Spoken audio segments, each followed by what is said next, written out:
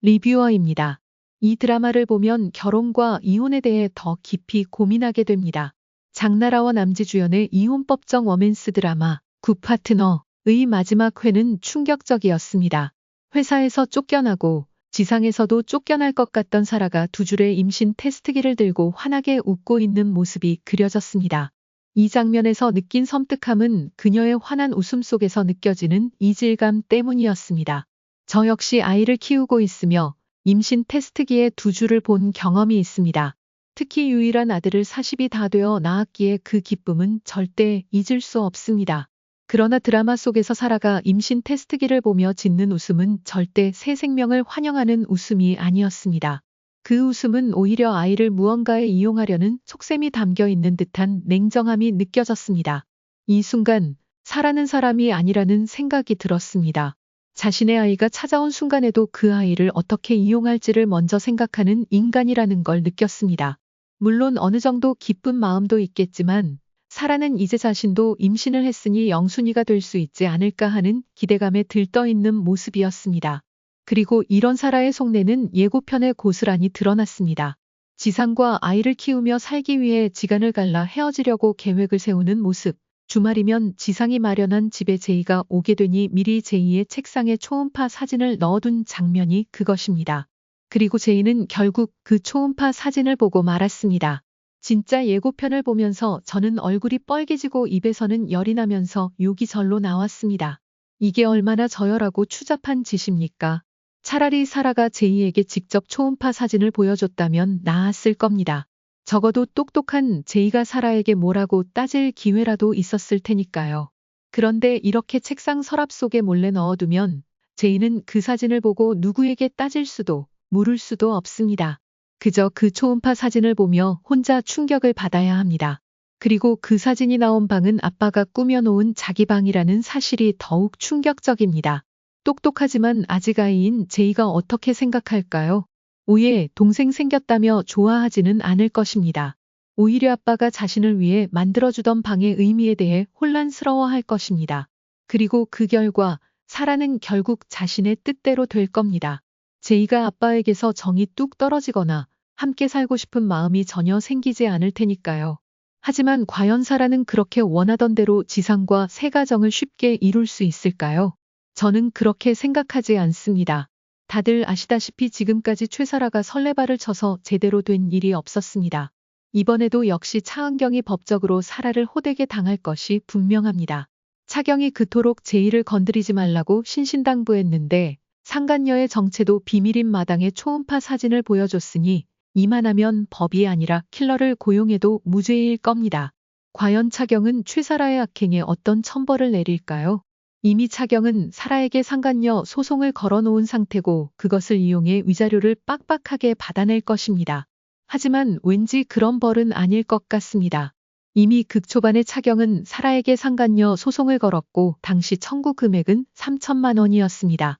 그리고 그것은 김지상과 사라의 부정행위에 대한 어느 정도의 증거를 모은 뒤 소송을 건 것이었죠. 즉, 이미 부정행위에 대해 감안하고 청구한 금액을 상간녀가 임신을 했다는 이유로 변경한다는 건 크게 현실성이 없습니다. 차경이 김지상과 최사라의 플라토닉 사랑을 했다고 소송을 걸진 않았을 테니까요. 또한 만약 가능하다고 해도 최사라나 김지상이 그 금액을 다 지불할 능력이 없다면 결국 그 금액을 다 받아내기도 힘들 겁니다. 그럼 과연 차경은 어떤 방법을 통해 사라에게 비곁을 먹이게 될까요? 저는 그 답이 8회 예고에 들어있지 않을까 싶습니다. 예고편에서는 제이가 최사라의 초음파 사진을 보게 되는 장면이 등장했지만 또 하나의 8회에서 펼쳐질 서브 에피소드도 등장했습니다. 그 내용은 이렇습니다. 오랜 시간 아들과 행복하게 지내던 아버지가 어느 날 아들이 친자가 아니라는 사실을 알게 된 것입니다. 그리고 그 문제로 법정을 찾아오게 된 아버지의 이야기입니다. 평생 친하게 지내던 부자가 충격적인 사실을 알게 된 이유는 여러 가지일 수 있습니다. 10년 만에 갑자기 친아버지가 등장했기 때문에 혹은 아버지가 아프거나 아들이 아파서 이식이 필요한 상황에서 알고 보니 친자가 아니라 이식이 안 되는 상황 등이 생길 수 있습니다. 하지만 갑자기 나타난 친아버지가 아들을 내놓으라고 하는 상황은 아닐 겁니다. 왜냐고요? 내놓으라는 이유가 없어서요. 제 아들을 뺏길 이유가 없죠. 물론 반대로 친아버지라고 강제로 빼앗아 갈 수도 없습니다. 이건 다들 보셨을 더 글로리 이야기처럼요. 전주는 박현진과 하도영이 결혼한 후 예리가 자신의 친딸임을 알게 됩니다. 그래서 예리를 데려오려고 변호사 친구에게 상담을 요청하죠. 그런데 변호사 친구는 그에게 이렇게 말합니다. 응, 방법 없어. 전재은은 미쳐 날뛰며 내가 친구인데 왜 못 데려온다는 거냐? 라고 따집니다. 하지만 결국 예리를 데려오지 못한 채 차가운 시멘트 속에서 인생의 마지막을 맞이하죠. 그 이유는 바로 친생 추정이 생보다 우선되기 때문입니다. 법적으로 아내가 혼인 중에 가진 자녀는 남편의 자녀로 추정되기 때문에 결국 그 에피소드에 나온 부자도 친아버지의 요구만으로는 데려갈 수 없는 거죠. 이 에피소드는 단순히 애를 내라 마라의 싸움이 아니라 남편이 아내 또는 아들의 친생자에게 위자료를 청구하는 소송의 이야기입니다. 내가 속아서 지금까지 키웠으니 날 속인 값을 지불해라 라며 경은이 소송을 정진에게 부탁합니다. 정우진은 역대급 위자료를 받아보며 전이를 불태우고 있습니다. 왜 갑자기 이렇게 전이가 불타는 걸까요? 예고편에서 나왔듯이 이기 자신의 상황과 비슷하기 때문일 겁니다.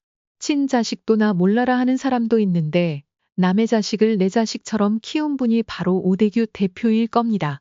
지난 7회에서 전호를 통해 정진의 정체가 오대규의 조카라고 등장했지만 사실 조카에게 회사를 물려주지는 않죠. 정진의 정체는 조카가 아닌 대규의 혼자일 것입니다. 오대규가 젊은 시절 바람을 피우고 내연녀가 아이를 가지자 그 사실이 드러날까 냅다 버린 겁니다. 이후 정진의 엄마는 자신의 성으로 정진을 어렵게 키웠고 그 어머니가 돌아가신 후 정진이 대를 찾아온 것이 아닐까 싶습니다. 오대규는 그 사실이 또 드러날까 두려워 정진을 대적으로 삼았을 것입니다. 정우진 입장에서는 이런 자신의 상황과 오버랩되는 소송에 감정이입이 될 수밖에 없고 마치 대에게 위자료를 받아내듯 의뢰인에게 역대급 위자료를 받아주려는 것입니다. 그래서 저는 파라에 주된 내용이 혜자에 대한 이야기일 것이라고 생각합니다. 그리고 사라가 제이를 부르는 뱃속의 아이도 혼자일 것입니다. 저는 차경의 벌이 여기서 시작될 것 같습니다. 최사 김지상에게 역대급 위자료를 청구해서 두 사람의 결혼 생활을 궁핍하게 만드는 것도 복수일 수 있습니다. 그런데 이건 리스크가 존재합니다. 두 사람이 돈 없다고 배째라고 나오면 크게 답이 없습니다. 결국 세 가족이 같이 사는 게 목표인 최사라에게도 이게 되레 좋은 결과일 수 있습니다. 어쨌든 상황이 이렇게 되면 바라던 목적이 이루어질 가능성이 높아지니까요. 그런데 과연 천하의 경이 그 꼴을 두고 볼 수 있을까요? 특히나 최사라가 제이에게 초음파 사진까지 보여주는 만행을 저질렀는데 이건 은경이 절대 그냥 두고 볼 수 없는 일입니다. 그래서 저는 왠지 은경이 큰 결심을 하게 될 것 같다고 생각합니다. 바로 이혼 소송을 취하하는 것이죠. 생각해보세요. 이미 최사라는 직장도 잃고 얼굴도 다 팔렸습니다. 사실상 남은 것은 김지상 딱 하나뿐이죠. 그래서 제이에게 초음파 사진을 보여주는 무리수를 두면서까지 지상을 붙잡으려 하는 것입니다.